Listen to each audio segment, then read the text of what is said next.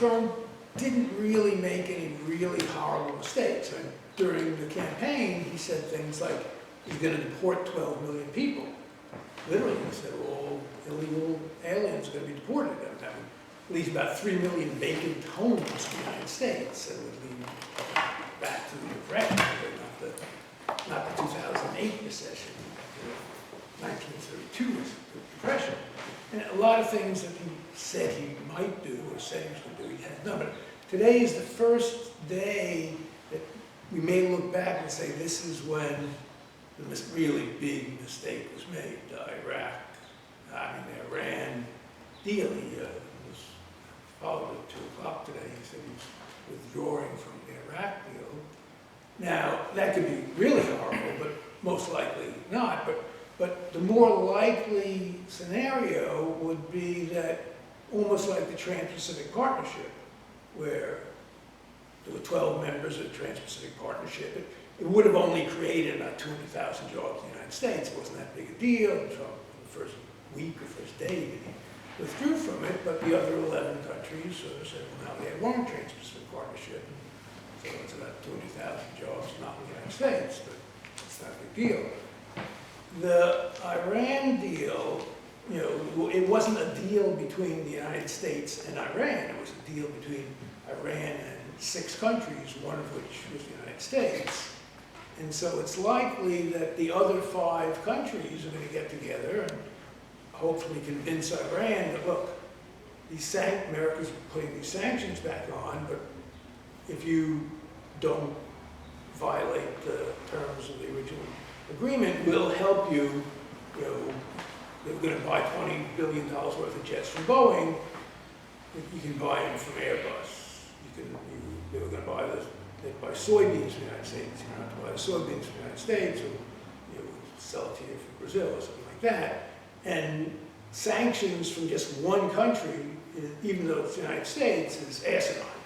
That's all it's going to do is hurt America. So it's almost nothing that Iran needs to buy that they can't, when you had England and Germany and France and Russia all not only sanctioning Iran, but sanctioning anybody who does business with Iran, that forced them to do the deal. When you if just the United States is sanctioning Iran, and you have the other countries like England and France and Germany saying, well, to Iran, stay in the deal. If you got some problem, like you need a bank or you need something, we'll help you out. So it's going to make, and they'll probably be saying things like, we don't have to listen to someone who's an imbecile or something like that. And the United States is a lot different than countries like Russia or China, where the head of the country is the country. What Putin says is what Russia says. But what the United States or England or France or Israel say is not what everybody in America says. Probably about, more than maybe probably 40% of people in Israel think hate Netanyahu, the other side. And a fair number of people in the United States are not with Trump. So having the rest of the world turn against the United States, and then Trump can keep doubling down, their next step would be to say, everybody in the world, you have to decide whether you want to do business with the United States or Iran, which is what Brofman was up, because that's how we ultimately win this, and French and British, and we're going to say, well, it's unfortunate, but, so if Trump sanctions French banks and things like that, it will be just, tit for tat, and everybody loses. So that's, so far, the tariffs were the other big threat, and they're almost, it's still to be seen. I mean, the Trump tariffs are, so far, the bark is much worse than the bite. And the wheel is still in play. And there's 2 types of protectionists. And all protectionism is bad. It always hurts people. Protectionism, at one level, it's a progressivism of fools. Bernie Sanders, Sherrod Brown, these are big protectionists, and they never learned about David Ricardo and comparative advantage, apparently. And so they just say, well, why should Americans who make $15 an hour have to compete with Chinese people who make $2 an hour? I know there were worse protectionists than that. I mean, Mahatma Gandhi was a great statesman, but he was a horrible economist. He said that why should Indians in India, who were probably making a penny an hour, and this is 1947, they shouldn't have to compete with Americans and Europeans who have fancy machines. So he adopted protectionism. And when he did that, the per capita standard of living, the per capita general gross national income of India was about the same as South Korea and Taiwan. By 1970, South Korea and Taiwan had 10 times the standard of living and gross national per capita income as India, because they didn't have protectionism, and they did. And at one point it was so bad it was illegal to import computers into India, and they didn't make any of their own. I mean, that's how bad protectionism was. Since then, India has abandoned a lot of protectionism. India's the call center of the world, and if you want new checks from Citibank, you call it 800 number, and somebody from Bangalore, India answers the phone. And so that type of protection is bad. That's you call it progressivism of fools. That's sort of a play on words with, I forgot what it was, but someone said that anti-Semitism is the socialism of fools. It's a similar situation. And someone said racism is the socialism of fools. But you have other groups of protectionists who are just claiming they just want fairness, that the Chinese are cheating. And so we got to stop the cheating. And even though today it's going to take some pain, the soybean farmers are going to lose, but in the long run it'll make everybody better. And that's stupid, but it's not as, there is some truth to it. And there is some, the Chinese have been cheating in a sense that the main ways they cheat is involving intellectual property. And so Hollywood really has a legitimate the Chinese culture apparently has somewhat of a different view of copyrights than the United States. This is before communism, right? The idea that people could copyright a song or a book or a movie is a little bit, foreign to their cultures. That starts off on the wrong foot, and so they're like the world's biggest pirators of movies, if you buy it. And also they discriminate against American movies, or not only, they don't discriminate specifically against American movies, but they discriminate against non-Chinese movies, and that's also. Now, both of those, they also steal patents and things like that. Now, those things are going to work themselves out. In particular, if you take a look at the online, you see the worldwide box office, the 15 largest movies worldwide. The biggest one is Black Panther. It's over $1 billion worldwide, but 6 out of 15 are Chinese.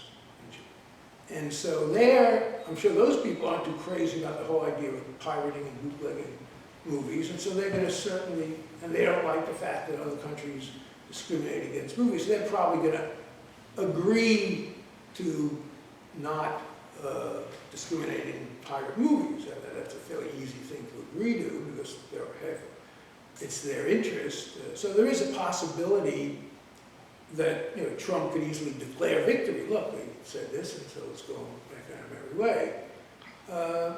Now, there is interesting politically, if someone really analyzed this, they'd say, well, the soybean farmers and corn farmers and pork producers in the Midwest, they've got to suffer so the elites in Hollywood can get much richer. And that's really what Trump, they're talking about some Department of Agriculture or some way of bailing out the farmers who are going to be hurt by this. Literally, that means borrowing money from the Chinese to pay the farmers subsidies. There is a $700 billion trade deficit, which mirrors the $700 billion deficit, the budget deficit. They're very related. If you want to spend $700 billion more than you earn, you got to borrow it from somebody. And during World War II, the United States had tremendous trade deficits with every non-combatant. Like we had a giant trade deficit with Brazil and Mexico and any country that wasn't in the war because we weren't selling anything to them and we were buying whatever they could possibly sell us. When Trump said that he wants to have the strongest military in the world, in order to pay for it, you got to borrow the money, and to some extent the old guns and butter analogy does work, where you can't have so much civilian goods and use the same resources for military. It's a classic economic trade-off. Now, so far, the tariffs that were imposed, I mean, there's also what you might call competent protectionists and sort of incompetent protectionists. Now, if you had competent protectionists, from Bernie Sanders to Sherrod Brown to Peter Navarro, Wilbur Ross, if they were totally making the decisions, that would be very, very bad. And if you remember, right before the steel tariffs were going to be announced, the steel and aluminum tariffs, Wilbur Ross and Peter Navarro were explaining why you couldn't have a situation where you exempt some countries and don't exempt others. Because what would happen is, if you say you had a tariff on Chinese steel, then China would sell steel to Canada, and they could just rebrand it and sell it to the United States, or to put on a fig leaf, the Canadians would sell the steel they make in Canada to the United States and buy the steel on the world market to meet their domestic needs. But the net result is these tariffs don't do anything. So if you really want to have a tariff which transfer money from the rest of the people in the United States to the people who own steel mills or work in steel mills, you have to have it complete. But immediately Trump started giving in and saying, well, we're going to exempt South Korea, and we temporarily have an exemption for the NAFTA countries, and we have an exemption for all the EU, and we extended it another month. So that you might call, that's like the professional wrestling version of tariffs. Like professional wrestling, most people know that it's sort of it's not really combat. It looks like, it's combat, but really no one gets hurt normally. And so the professional wrestling version of tariffs is what Trump is doing. And so that's not too bad. I mean, if you're exempting enough countries, the steel tariffs don't mean anything because you can just transship and things like that. So there's also bad, stupid tariffs and really, really bad, stupid tariffs. So a really, really bad, stupid tariff is like a steel tariff, which in steel and aluminum, almost everybody in the United States buys something made out of steel and aluminum. So there's 320 million people who pay more, and the only people who benefit are people who do that business, steel and aluminum business. Now, the Europeans, their retaliation would be a tariff on motorcycles exported from the United States. And there's only one exporter, that's Harley Davidson. It's in Wisconsin, and it's in the district of, at that point, I guess he still is the Speaker of the House.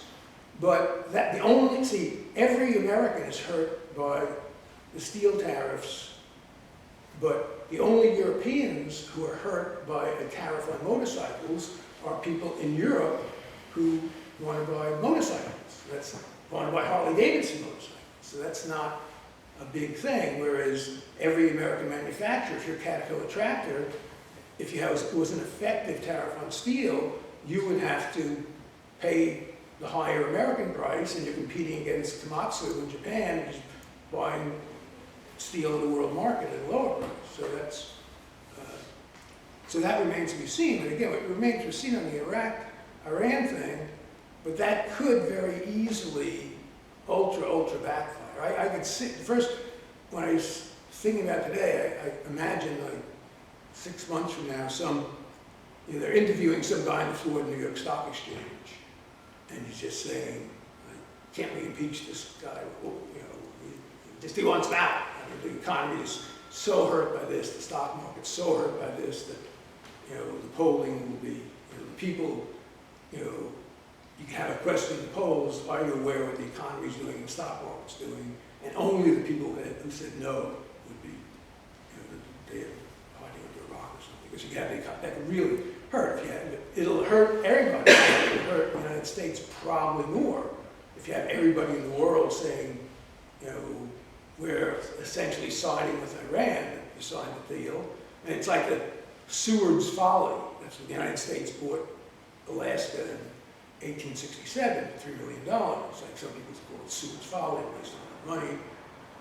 You know, whatever you think of it, you can't really go break the deal now. You can't have if Russia say, well, that was a stupid deal. We want Alaska back. Here's your $3 million. And, you know, that goes against every concept. You know, whether it was a good deal or a bad deal, you know, breaking a deal and having the rest of the world saying you broke the deal, that may be the beginning of the end.